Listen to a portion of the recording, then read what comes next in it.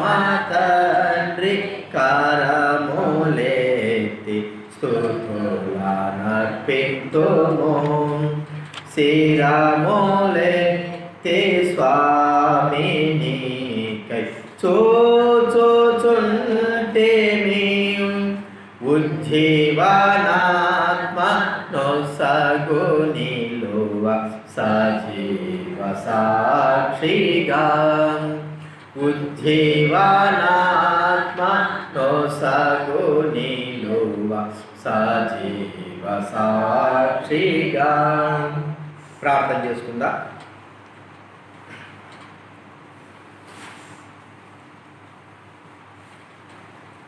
పరిశుద్ధుడైన మా దేవ, ప్రార్థనను ఆలోచించినటువంటి మా ప్రభువా, ఘనత ప్రభావం కలిగిన మా దేవ, యేసు క్రీస్తు ప్రభువు నామమున స్తుతిస్తూ మేము పరుస్తూ గనపరుస్తాము. ప్రభా, మీరు చెప్పారు, ఎక్కడిద్దరు ముగ్గురు కూడి నా నామ ప్రార్థిస్తారు అక్కడ నేను ఉంటాను. ప్రభా, సమాజంగా అధికంగా లేకపోయినప్పటికీ ఇద్దరు ముగ్గురు కంటిలో ఎక్కువ ఉన్న మీ ప్రజల మధ్య మీరు ఉన్నారు. మీకు స్తోత్రాలు తండ్రి. ప్రార్థన యొక్క నిర్వచనముతో, ప్రార్థన యొక్క భారముతో మమ్మల్ని నింపునాయన సహాయం చేయండి తండ్రి. ఇప్పుడు వరకు మా జీవితాలను ప్రభా మీ ఎదుట ఒప్పుకున్నాం. ప్రభా, మీకు స్తోత్రములు చెల్లిస్తాము. మమ్మల్ని క్షమించాం. మీ రక్తం చేత అక్కడికి పవిత్రపరిచే పరిశుద్ధులుగా చేసిన స్తోత్రం. ఇక ప్రార్థన కొరకే మమ్మల్ని మీరు సిద్ధపడవలసిన మనం చేస్తాం. కృతజ్ఞతాపూర్వకంగా ఆలోచిస్తాం. యేసు ప్రభువు నామమున ప్రార్థిస్తున్నాము తండ్రి. మన ప్రార్థనలో ప్రవేశించకుండా కొంత వాక్యం చూసుకుందా. కొరింథీయులకు రాసిన మొదటి పత్రిక 14వ అధ్యాయం. ప్రార్థన కొరకై కొన్ని మాటలు. 14వ అధ్యాయము, మొదటి కొరింథీ 14వ అధ్యాయము 15వ వచనం మనమందరం కూడా కలిసి చదువుకున్నాం. బైబిల్ వెనక నుంచి 155వ పేజీ. మొదటి కొరింథీ 14వ అధ్యాయము 15వ వచనము, బైబిల్ వెనక నుంచి 155వ పేజీ అందరం కూడా చదువుకున్నాం. కాబట్టి ఆత్మతో ప్రార్థన చేతును, మనసుతో ప్రార్థన చేతును. ఆత్మతో పాడుతును, మనసుతో పాడుతును. ఇక్కడ చెప్పబడిన మాట ఆత్మతో ప్రార్థన, మనసుతో ప్రార్థన. మనము చేసేటువంటి ప్రార్థనలో ఒక బలమైన విషయం ఏంటంటే ప్రార్థన జరిగిస్తున్నాం, ప్రార్థన చేస్తున్నాం, ప్రార్థన ప్రవేశించాలని సిద్ధంగా ఉన్నాం. ఈ ప్రార్థన చేసే ఈ యొక్క కార్యక్రమంలో ఈ ప్రార్థనతో పాటు మనం ఒక విషయాన్ని ప్రభు సన్నిధిలో జ్ఞాపకం చేసుకుంటూ రావాలి. ఏంటంటే స్తుతి అనేటువంటి మాట మనం చూస్తాము. ప్రార్థన అవసరం, ప్రార్థనతో పాటు స్తుతి మనకు అవసరం. స్తుతి చెల్లిస్తూ, కృతజ్ఞతాస్తుతులు చెల్లిస్తూ ఆయన ఆవరణంలో ప్రవేశిస్తున్నాం. స్తుతి అనేది చాలా ప్రాముఖ్యమైనది. ఆరాధన స్తుతి, కృతజ్ఞతాస్తుతి ఇది చాలా ప్రాముఖ్యమైనది. ఎప్పుడైతే ప్రభువును మనం స్తుతిస్తూ, ఆరాధిస్తూ, గణపరుస్తూ, ప్రభు యొక్క గొప్పతనాన్ని మనము జ్ఞాపకం చేసుకుంటూ ఎప్పుడైతే మనం ప్రార్థిస్తామో దేవుడు ఆ ప్రార్థనకు బలమైనదిగా చేసి, ప్రార్థనకు జవాబిచ్చి బలమైనటువంటి ప్రార్థన కలిగిందిగా దేవుడు చేస్తాడు. వెంటనే ఆ కార్యమును నెరవేర్తిస్తాడు మనం చేసిన ప్రార్థన. బైబిల్ గ్రంథంలో కొన్ని విషయాలు మనం చూసుకుందాం. ఆత్మతో ప్రార్థన, స్తుతి. ఆత్మతో ప్రార్థించేందుకు, మనసుతో ప్రార్థన చేయండి.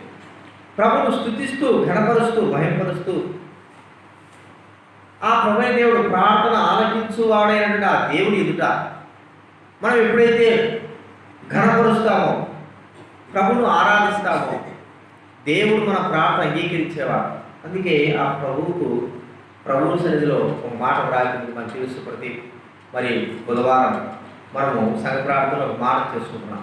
ప్రార్థన ఆలకించువాడా అనేటువంటి మాట మనం చూస్తాం. ప్రార్థన ఆలకించేవాడు. ఆయన ప్రార్థన ఆలకిస్తూ దీనుల ప్రార్థనలు, నీతిమంతుల ప్రార్థనలు, యథార్థవంతుల ప్రార్థనలు, విరిగి నలిగిన హృదయముల వారి యొక్క ప్రార్థనలు, చిన్న పిల్లల యొక్క ప్రార్థనలు, నిజముగా మొరపెట్టే వారి ప్రార్థనలు దేవుడు ఆలకించేవాడు.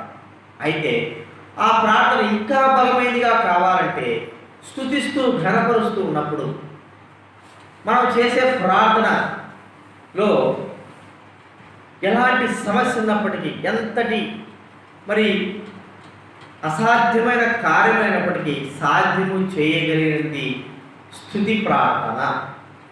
బైబిల్లో మనం చూస్తాం. ఈరోజు ప్రార్థనలో ప్రవేశించడానికి వచ్చుంటున్నారు. స్తుతిస్తూ ప్రభువును ఘనపరుస్తూ చేసినటువంటి ప్రార్థన ద్వారా జరిగినటువంటి కార్యాలు చూడండి. మనకు తెలిసిన విషయాలే. యెహోషువ గ్రంథం 6వ అధ్యాయం చూడండి. బైబిల్ ముందు నుంచి 180వ పేజీ. యెహోషువ గ్రంథం 6వ అధ్యాయం 6వ అధ్యాయము 5వ వచనము లేకపోతే 3వ వచనం నుంచి దయచేసి నేను చదువుతా వినండి. యెహోషువ గ్రంథం బైబిల్ ముందు నుంచి 180వ పేజీ 6వ అధ్యాయం 3వ వచనం నుంచి. మీరందరూ యుద్ధ సన్నద్ధులై పట్టణమును ఆవరించి యొకమారు దాని చుట్టూ తిరగవలను. అలాగూ 6 దినములు చేయుచూ రావలను. 7 యాజకులు పొట్టేలు కొమ్ము బోరను పట్టుకొని ముందుగా రావలను. 7వ దినమున మీరు 7 మార్లు పట్టణం చుట్టూ తిరుగుతుండగా ఆ యాజకులు బోరలు మోదవలను. మానక ఆ కొమ్ములతో వారు ధ్వని చేయనొచ్చుండగా మీరు బోరాల ధ్వని విన్నప్పుడు జనందరూ ఆఢాటముగా కేకలు వేయను. అప్పుడు ఆ పట్టణ ప్రాకారం పూలు కనుక జల్లు తమ ఎదుటికి చక్కగా ఎక్కిపోవురు. ఇక్కడ మనం చూస్తున్న మాట మనకు తెలుసు. ఎన్నోసారి ఈ వాక్యం మనం చదువుతూ వచ్చాము.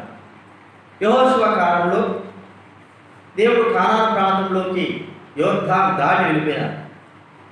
ఆ ప్రాంతంలో ఉంటున్న వారందరినీ కూడా అక్కడికి వచ్చినటువంటి ప్రాంతం ఏంటంటే ఎరుకో ప్రాంతం, ఎరుకో పట్టణానికి వచ్చారు.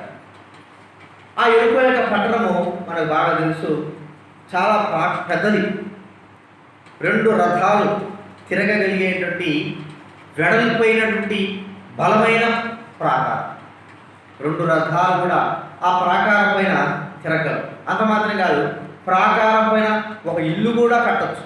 అందుకే రాహాబుని వేశ్య ఆమె ఇల్లు ఎక్కడుందండి? ప్రాకారం పైన ఉన్నది. అంత పెద్ద బలమైన ప్రాకారం. ఆ దినాల్లో అంత జ్ఞానం లేదు కాబట్టి, ఫిరంగిలో ఇది ఉపయోగించలేదు కాబట్టి ఏదైనా పడగొడితే లేదా ప్రజలు పైకి ఎక్కి వెళితేనే తప్ప ఆ ప్రాకారాలను కోల్చలేదు. అంత తేలికైంది కాదు. లేకపోతే పట్టణంలో ప్రవేశించిన తర్వాత సైనికులు చంపిన తర్వాతనే ప్రాకారాలను కోల్చారు. అయితే ఈ ఎరుకో యొక్క ప్రాంతంలో ఎరుకో గోడలు కూల్చాలంటే అంత తేలికైన విషయం కాదు. ప్రభు చెప్తున్నాడు, ఎరుకోని మీరు స్వాధీనం చేసుకోండి. ఎలాగ స్వాధీనం చేసుకోవాలా అన్న మాట చూస్తే ప్రభు చెప్పిన మాట, మరి యాజకులు పొట్టేలు కొమ్ములు బోరను పట్టుకొని నిలబడి ఉంటారు. ప్రతిరోజు ఆ యొక్క ఎరుకో పట్టణం యొక్క ప్రాకారం చుట్టూ తిరగాలి.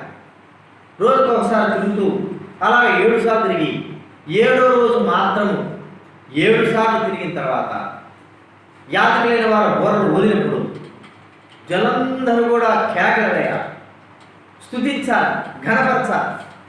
ఎప్పుడైతే ఇలా జరుగుతుందో తప్పనిసరి ఆ ప్రాకారం కూలిపోతుందని ప్రభు చెప్పాడు. ప్రేమిన వారు ఈ విషయం మనకి ఏ జ్ఞాపకం చేస్తుందంటే, వారు ఆ యొక్క ప్రాకారం చుట్టూ తిరుగుతున్నప్పుడు ఆ ఎరుకో యొక్క ప్రజలు ఒకవేళ ప్రశ్నించుండొచ్చు, వీరు ఎందుకు ఊరికే ప్రాకారం చుట్టూ రోజు ఒక్కసారి తిరుగుతున్నారు? వీరు మన ప్రాకారం దాటలేదు, మన ప్రాకారం దాటడానికి వీరికి శక్తి లేదు. ఎక్కడైనా సరే వారికి సందు దొరుకుతుందా లేదా ఏదైనా ఒక విషయం కనబడుతుందా అని తిరుగుతున్నారు. కానీ ఈ ప్రాకారం చుట్టూ ఎటువంటిది కూడా వారికి అవకాశం దొరకదు. కానీ అవకాశం కాదు, కానీ ప్రభు యొక్క మాట బట్టి వారు ప్రాకారం చుట్టూ తిరుగుతూ ఉన్నారు. చివరి రోజు వచ్చింది, 7 సార్లు తిరిగారు. ఇక జనులు కేకలు వేయడం మొదలుపెట్టారు. కేకలు వేస్తున్నప్పుడు, బోరలు ఊదుతున్నప్పుడు ఈ బోరల ధ్వని, కేకల ధ్వని ఏమైపోయిందంటే దేవుడు ఆ ఒక గొప్ప కార్యము జరిగించిన మా విధానం మనకు అక్కడ కనబడతాం. ప్రియమైన వారిన దేవుడిని స్తుతిస్తూ, దేవుడిని గణపరుస్తూ, దేవుడిని మహింపరుస్తూ వారు తిరిగినటువంటి ఆ బుర్రలతో ఊదుతూ ఆ ప్రభువైన దేవుణ్ణి చుట్టూ మరి ఆ ఎరుకో ప్రాంతం చుట్టూ తిరుగుతూ ఒకవేళ వారు ఏమని స్తుతించుండొచ్చు అంటే, ఏమని చెప్పుండొచ్చు అంటే చూడండి, సంఖ్యాకాండం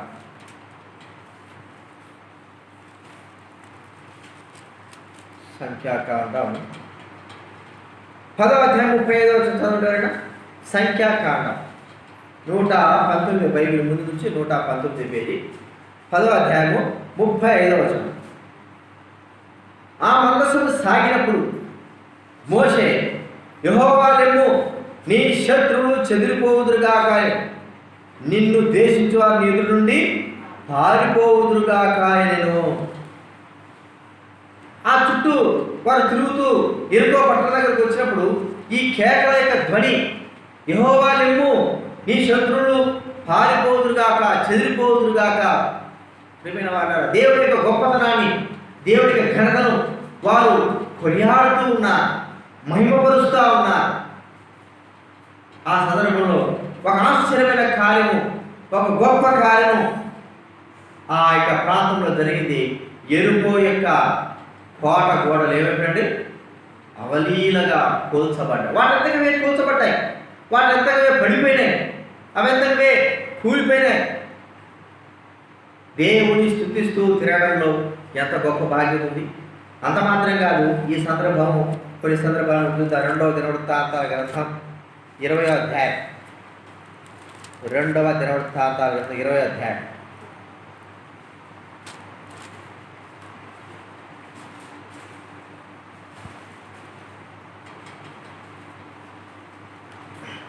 2వ వచనం మొదటి 2 వచనాలు చదువుతానండి. 2వ దినవృత్త బైబిలు ముందు మధ్యలో నుంచి 374 పేజీ 20వ అధ్యాయం, 2వ దినవృత్తాంత 20వ అధ్యాయం మొదటి 2 వచనాలు. ఇది అయిన తర్వాత మోయాబీయులను, అమ్మోనీయులు, మోయోనీయులలో కొందరును దండెత్తి యెహోషాపాతు మీదకి వచ్చిరి. అందులో కొందరు వచ్చి సముద్రము ఆవరణ నుండి సిరియనుల తట్టు నుండి గొప్ప సైన్యంలో నీ మీదకి వస్తున్నది, చింతగించుము. వారు హససోన్ తామారు అను ఎన్గేదీలో ఉన్నారని యెహోషాపాతునకు తెలియజేసింది.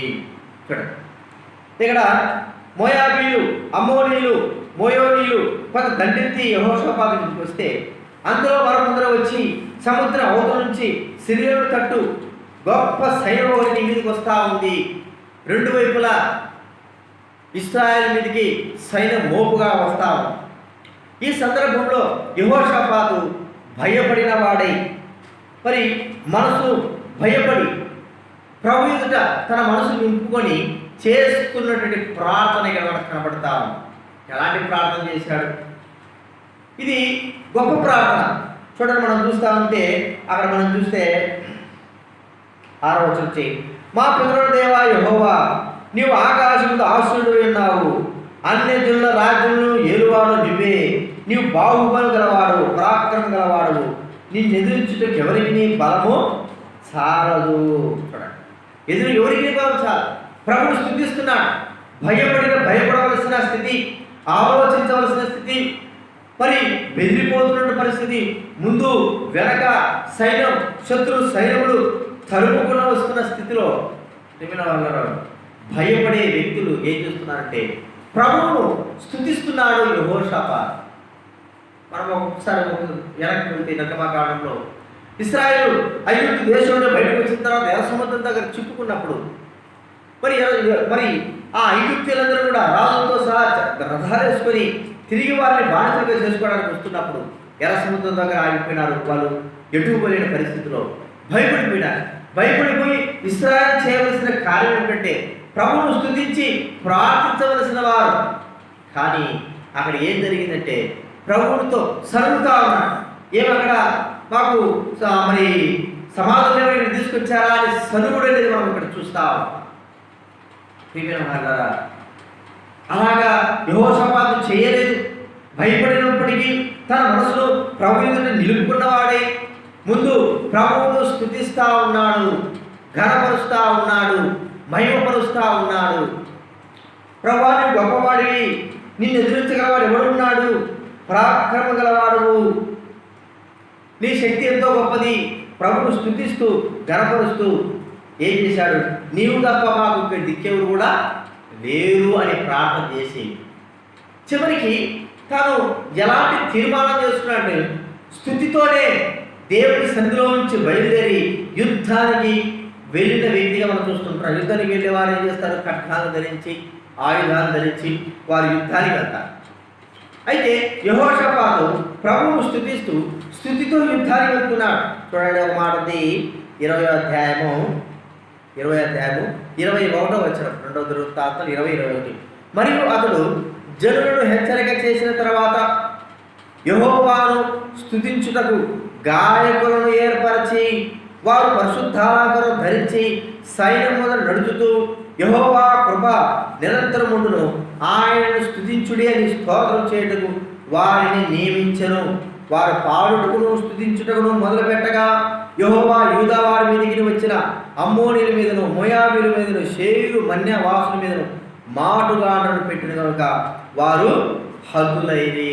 ఇది ఎట్లా అండి, ఎంత గొప్ప ఆశ్చర్యం మనం చూస్తూ ఉంటే, కత్తి పట్టుకోకుండానే ఈటలు పట్టుకోకుండానే యుద్ధానికి దేవుడు స్తుతిస్తూ యాజకులైన వారు లేవీయులైన వారు స్తుతిస్తూ ముందుకు వెళ్తూ బోరను ఊదుతూ ఉన్నప్పుడు దేవుని యొక్క గొప్ప కార్యము అక్కడ చూడగలుగుతా ఉన్నాం. అమ్మోనీయులు, మోయాబీయులు, ఇంకా షేరు మన్యవాసులు వీరందరూ కూడా ప్రేమిన వారు దేవుడి చేత, దేవుడు నియమించిన మాటుగాళ్ళ చేత హతమవుతూ వచ్చారు.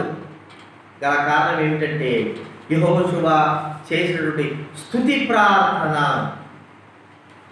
స్తుతి ప్రార్థన అనేది ఎంత బలమైందండి. కత్తి పట్టుకోకుండానే విజయాన్ని సంపాదించింది.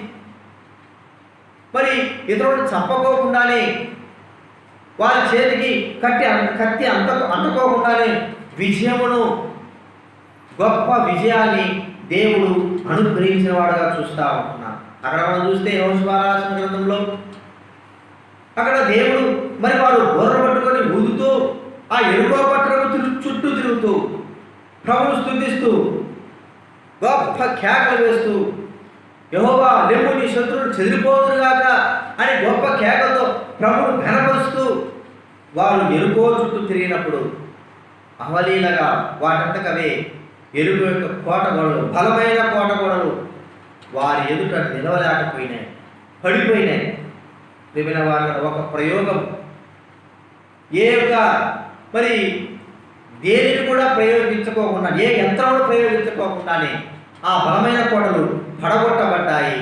గల కారణం స్తుతి ప్రార్థన. కాబట్టి ప్రియమైన వాళ్ళ ఈ స్తుతి ప్రార్థన ఎంతటి బలమైందంటే అసాధ్యమైన కార్యం సాధ్యము చేయగలరు. లోకంలో ఇక ఈ కార్యం జరగలేదు, జరగబోదు కూడా అన్నట్లుగా ఆ కార్యము జరిగించగలరు. ఎక్కడైనా విన్నామా మనం అసలు? మరి 7 సార్లు ఊరికే ఆ యొక్క ఎరుకో కోటలు కూడా తిరిగితే కోట కూడా పడిపోతాయా? కొన్ని సంవత్సరాలు కూడా ఎరుకో మరి ఒక కోటను, ఒక రాజ్యాన్ని ఆక్రమించాలంటే కోట చుట్టూ సైన్యం ఉంచి బురుజులు కట్టి ఎవరు కూడా బయటికి రానిపోకుండా వారు లోపరుచుకునేవారు. 1 సంవత్సరం గారు, 2 సంవత్సరాలు, 3 సంవత్సరాలు, 5 సంవత్సరాలు చెప్పలేదు. మరి ప్రియమైన వారు అలాంటి స్థితి కలిగి ఉంటేనే కానీ ఆ యొక్క కోట కూడా పడిపో. అయితే స్తుతితో యాజకుల యొక్క బోరల శబ్దంతో, ఇశ్రాయేలు కేకల శబ్దంతో, దేవుని గొప్పతనాన్ని వారు మరి కీర్తించిన శబ్దంతో ఆ కోట గోడలు అన్నీ కూడా కూలిపోయినట్లుగా మనం చూస్తూ ఉంటున్నాం.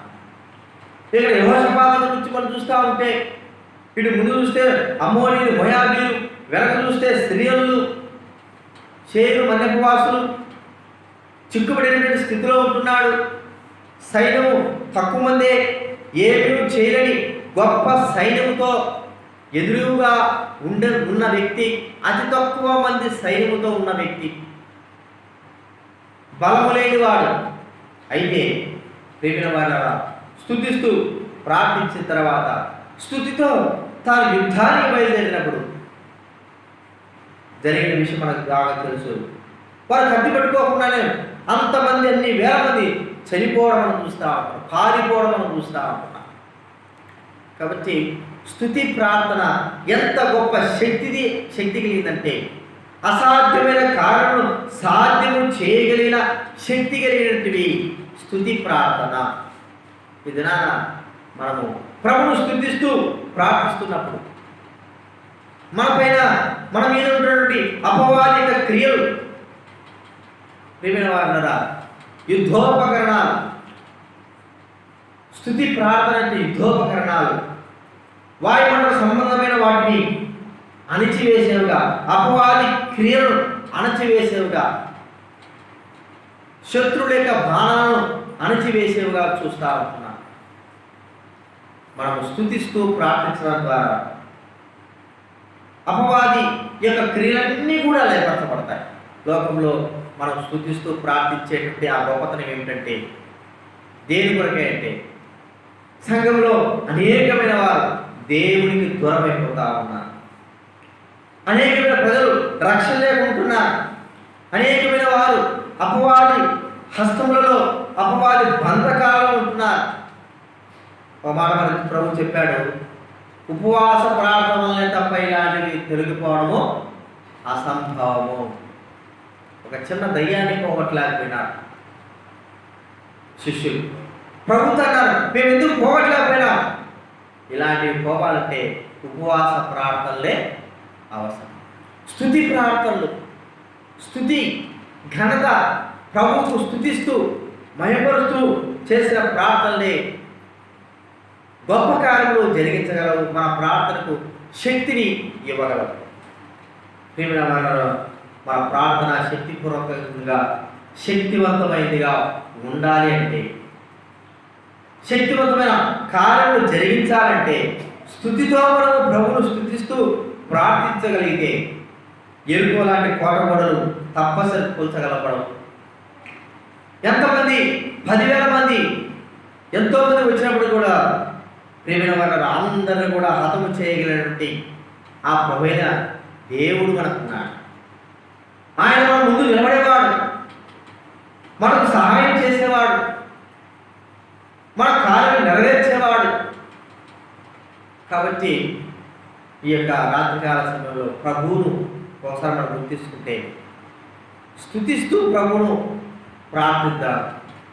అసాధ్యమైన కార్యములు సాధ్యం చేయగలిగిన దేవుడున్నాడు, మనం కాపాడగలిగిన దేవుడున్నాడు, మన ప్రార్థన జవాబు ఇవ్వగలిగిన దేవుడున్నాడు, ప్రార్థన ఆపేట అపవాదిని లయపరచగలిగిన దేవుడు ఉన్నాడు. ఆ ప్రభువును స్తుతిద్దాం, ఆ ప్రభువును గణపరుద్దాం, ఆ ప్రభువుకు ప్రార్థన చేద్దాం. ప్రియమైన వారు, ఎంతటి కఠినమైన సమస్య అయినా సరే, ఎంతగా అసాధ్యమైన క్రియ అయినా సరే, కోటగోడ లాంటి బలమైనవైనా సరే, దేవుడు కోల్చడానికి సామర్థ్యం కలిగిన వాడని మనం చూస్తా ఉన్నాం. కాబట్టి ఈ రాత్రికాల సమయంలో ప్రార్థనలో చేరబోయే మనము, ప్రార్థించకపోయే మనము స్తుతితో మన ప్రార్థన ప్రారంభిస్తూ ప్రార్థనను బలమైనదిగా చేసుకుని శక్తివంతమైన అపవాది క్రియలను లయపరుస్తూ దేవుడి గొప్ప నామాన్ని కీర్తించడం ద్వారా మన ప్రార్థనకు శక్తి వస్తుంది. ప్రార్థనా శక్తిని కలిగిన వారంగా దేవుడు మన ప్రార్థనను అంగీకరించేవాడుగా చూస్తాం. కాబట్టి ప్రార్థిద్దాము. ఆత్మ, మనసు అన్నీ కూడా కేంద్రీకరించి ప్రభు యొక్క గొప్పతనాన్ని కీర్తిస్తూ, ప్రభా నీ యొక్క గొప్పవాడు లేడు, నీవే బలం కలిగిన వాడు, ఆలోచనకర్తవు, మహిమ కలిగిన వాడు, జీవం కలిగిన వాడు, రక్షణ అనుగ్రహించే దేవుడు, ఎరుకో గోడలు కూల్చిన దేవుడు, యెహోషాపాతుకి సహాయం చేసిన దేవుడు, యుద్ధాన్ని అణచిన దేవుడు, యుద్ధంలో విజయించిన దేవుడు. ప్రభువును మనం స్తుతిస్తూ చేసే ప్రార్థన మన ప్రార్థనలకు విజయాన్ని చేకూరుస్తుంది. ప్రభువును ఘనపరుస్తూ చేసే ప్రార్థన మనకు మన ప్రార్థనలకి గట్టి నమ్మకాన్ని ఇస్తుంది. ప్రభువును స్తుతిస్తూ చేసేటువంటి ప్రార్థన మన ప్రార్థనలు అంగీకరింపబడి అవి అవును అనేటువంటి ముద్ర వేయబడతా ఉన్నాయి. ప్రభువును స్తుతిస్తూ చేసేటువంటి ప్రార్థన ఇక ఎవరు కూడా దాటి వెళ్ళలేరు. ఆ ప్రార్థనకు అసాధ్యమంటూ ఏది లేదు. అందుకే ప్రభు అన్నాడు కదా, మరి ఏమన్నాడండి, సంఘం యొక్క కాలపు చెవుల మత్తయి సువార్తను చూడండి. మత్తయి సువార్త 16వ అధ్యాయం 19 వచనం. 16-19. పరలోక రాజ్యం యొక్క తాళపు చెవులు మీకు ఇచ్చెదను. నీవు భూలోకమందు దేని బంధింతురో అది పరలోకమందు బంధింపుడును, భూలోకమందు దేని విప్పుదురో అది పరలోకమందులో. ఈ శక్తి ఎలాంటిదంటే ప్రభువు శక్తి. ప్రభువు శక్తిని గురించి ఒక మాట, ఇదే మాట ప్రకటన గ్రంథంలో మనం చూడగలిగితే, ప్రకటన గ్రంథం చూడండి. ప్రకటన గ్రంథం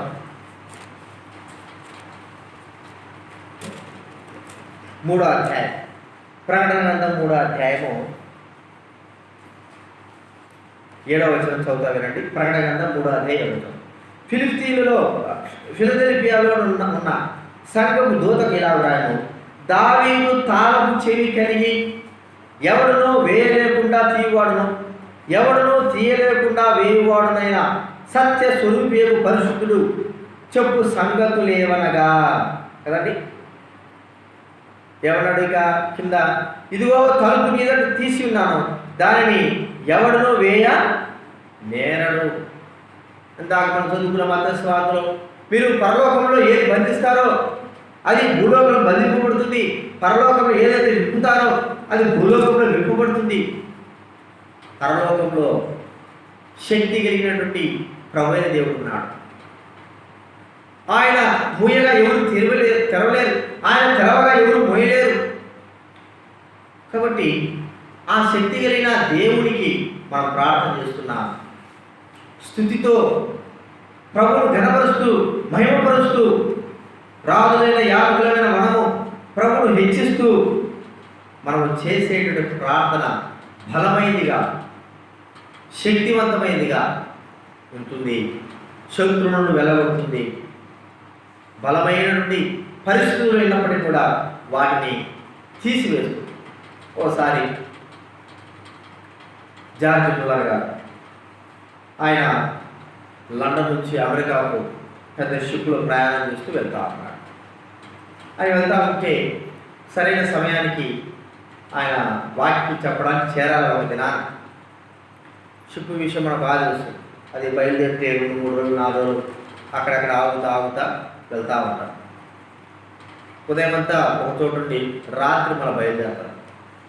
అయితే ఆయన వెళ్ళేటప్పుడు కెప్టెన్ అన్నాడట, అయ్యా నేను పలానా దినానికి పలానా సమయానికి నేను అమెరికాలో ఉండాలి, నేను వాక్యం చెప్పడానికి వెళ్తున్నాను, మరి మీ యొక్క షిప్ వెళ్ళగలదా అని ఆలోచిస్తే ఆయన అన్నాడట, మీరు చూడి ఈ యొక్క సముద్రం అంతా కూడా మంచుతో నిండుకున్నది.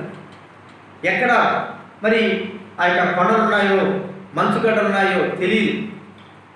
ఇవన్నీ కూడా కరిగితే తప్ప, లేకపోతే ఉదయాన అవి కనబడినప్పుడే మనం ప్రయాణించాలి. అవన్నీ కరగకపోతే ఎంత మాత్రం కూడా పయనించడానికి వీలు లేదు. ఇంత మంచు ఉంటే ఆ రోజే పోవాలని పోలేమన్నాడు. ఆయన అన్నాడట, నా ప్రభువుడు నాకు తెలుసు, నేను గత 80 సంవత్సరాల నుంచి ప్రభువును సేవిస్తా ఉన్నాను. నేను అడిగేది ఏది కూడా ఆయన కాదలేదు. కాబట్టి ఇప్పుడు కూడా ఆయన కాలంలో మనం ఆ సమయానికి చేద్దాము, ప్రార్థన చేద్దామా అన్నాడు కెప్టెన్. ఆయన అనుకున్నాడు, ఈయనకేమైనా పిచ్చా, కళ్ళకు కనబడతా ఉంది ఇంత మంచు, మరి ఈ వ్యక్తి ఇలా మాట్లాడుతున్నాడే అని ఇద్దరు మోకాళ్ళని ప్రార్థన చేస్తే ప్రభు మరి జార్జ్ ముల్లర్ గారు చాలా విశ్వాస సహితమైన ప్రార్థన. ఏం ప్రార్థన చేశాడు, ప్రభువా ఆ రోజు నన్ను చేరుస్తున్నావు, ఈ మంచు తొలగిస్తున్నావు అని ప్రార్థన చేసి లేచాడు. అంటే కెప్టెన్ గారు ప్రార్థన చేయబోతా ఉంటే ఆయన అన్నాడంట, నువ్వు ప్రార్థన చేసేటప్పుడు ప్రభు ఈ కార్యం చేస్తాను నమ్మినావా? నమ్మకపోతే నువ్వు ప్రార్థన చేయొద్దు.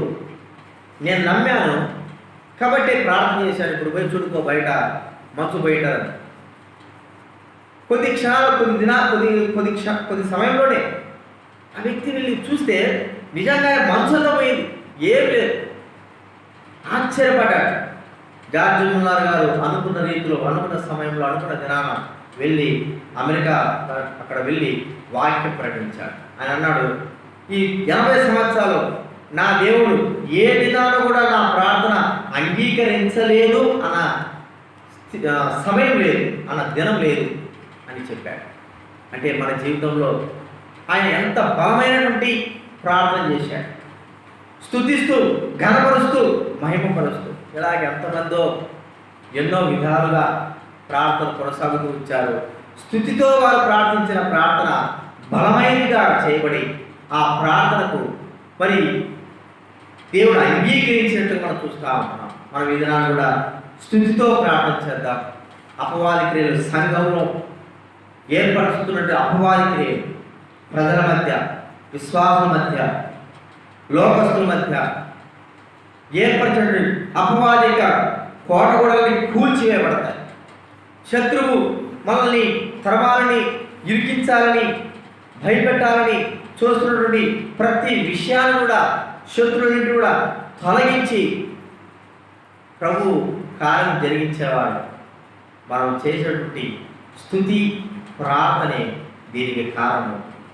కాబట్టి గుర్తించుకున్నా, అపవాది క్రియలు లేపరచడానికి, దేవుడు గొప్ప కార్యం జరిగించడానికి, ఈ సంవత్సరం అంతా కూడా దేవుడు మహిమకరమైనటువంటి దేవుడి యొక్క గొప్ప కార్యము తన కార్యము జరిగించడానికి కొరకే సంఘంలో మనం ప్రభు కొరకు, ప్రభు నిమిత్తమై ప్రార్థనలో కొనసాగుదాము. ప్రార్థన చేసుకుందాం. ఒక పాట పాడుకున్నా తర్వాత ప్రార్థనలో చేసుకుందాం.